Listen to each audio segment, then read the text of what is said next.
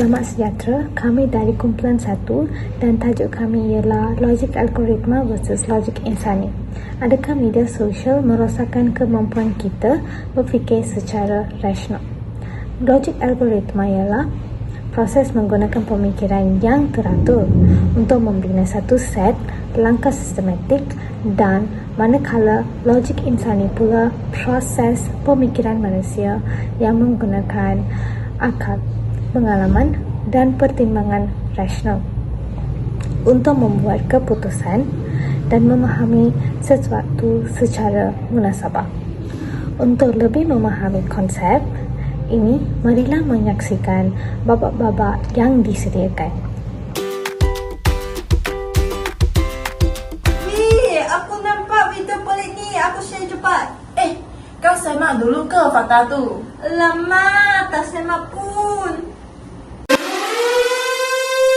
Salah satu kesalahan algoritma, kita jadi kurang semak fakta sebelum kongsi.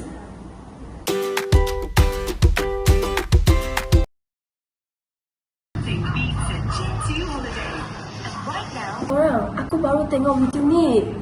Katanya ada ribut taufan sampai anjing terbang. Lina, tunjuk video tu biar aku nak tengok.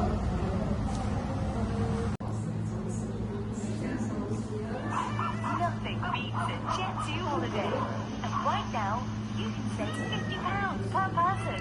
That's £200 off for a family. Lina, ni video AI. Tengok tu. Video kucing tu pun dah reflect. Mana ada ribut taufan setenang tu. Kalau video kucing cakap BM kau percaya kan? Kalau ramai share memang betul kot. Itulah masalahnya. Banyak share tak semestinya betul. Video AI sekarang ni semakin real. Kalau kita tak berfikir, memang kita percaya benda-benda ni. Ini sangat penting kalau kita nak buat benda pelik, kita kena tengok dulu video tu logik atau AI tadi. Okey, aku faham.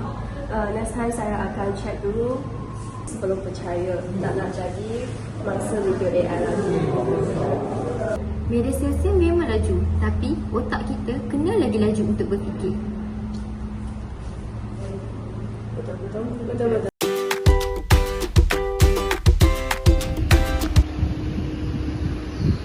Korang tengok trend ini, semua sedang buat, aku pun nak cuba. Tapi lebih ekstrim sikit lah.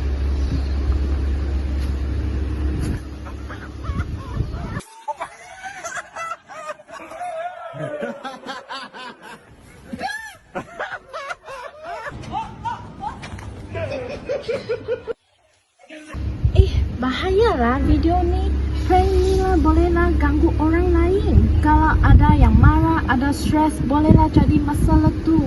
Ayo, semua orang pun buat prank ni. Kalau viral kami dapat duit tau. Bukan semua trend tu selamat. Ada orang yang kena kejam dan ada yang juga kena saman.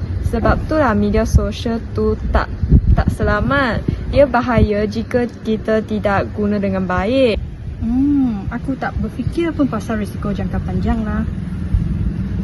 Daripada buat prank yang boleh membahayakan orang lain, marilah kita buat konten positif atau kreatif. Boleh, tapi dengan cara yang sihat lah. Betul cakap korang, kalau lepas tu saya nak buat trend video yang patut, saya akan buat yang bermanfaat.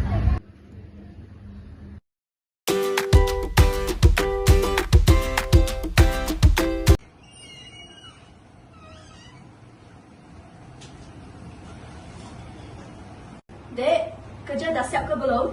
Belum, Kak. Saya rasa belajar ni pun bukan sangat berguna pada masa depan. Ramai orang berjaya pun tak belajar tinggi. Siapa yang cakap macam tu? Kawan aku! Dia cakap hidup ini bukan pasal belajar, tetapi pandai cari peluang.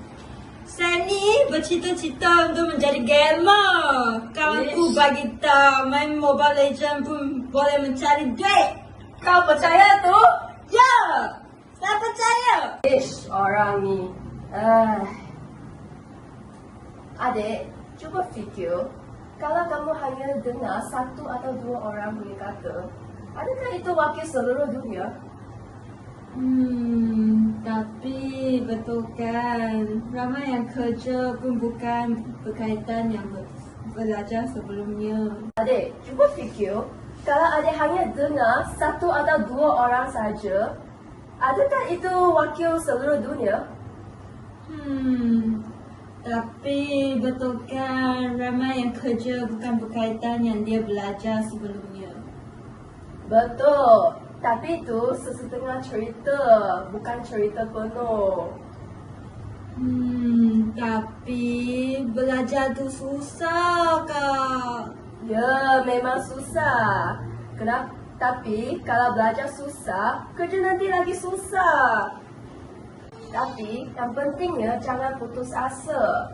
Belajar tu bukan sahaja jaminan kejayaan. Tapi kalau tak belajar, memang jaminan banyak peluang akan hilang. Betul, Kak.